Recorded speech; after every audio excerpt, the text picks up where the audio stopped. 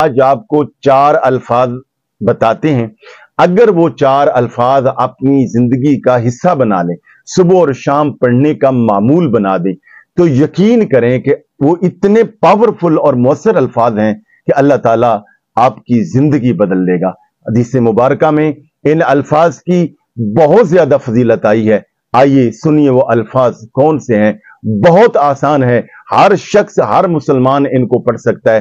نبی علیہ السلام نے ارشاد فرمایا، ترمذی شریف کی روایت ہے، جو بندہ صبح اور شام 100 مرتبہ پڑھتا ہے، سبحان اللہ سبحان اللہ، اللہ جل شانہ ایسے شخص کو 100 حج ادا کرنے کا اجر عطا فرماتا ہے۔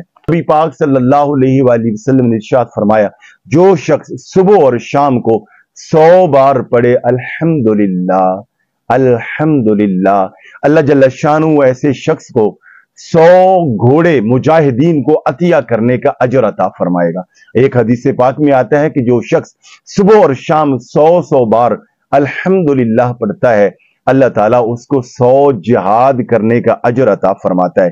پیارے آقا کریم صلی اللہ علیہ وآلہ وسلم نے ارشاد فرمایا، جو شخص صبح اور شام 100 بار پڑھے لا الہ الا اللہ لا الہ الا اللہ، گویا کلمہ طیبہ پڑھے، اللہ جل شانہ ایسے شخص کو اولاد اسماعیل میں سے 100 غلام آزاد کرنے کا اجر عطا فرماتا ہے۔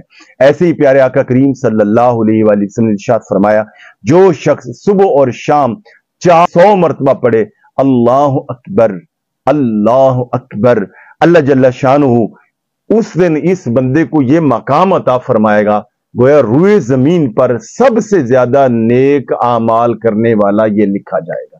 گویا اس دن اس سے زیادہ کوئی نیکیاں کمانے والا نہیں ہوگا سوائے اس کے کہ جس نے یہی کلمہ پڑھا ہو۔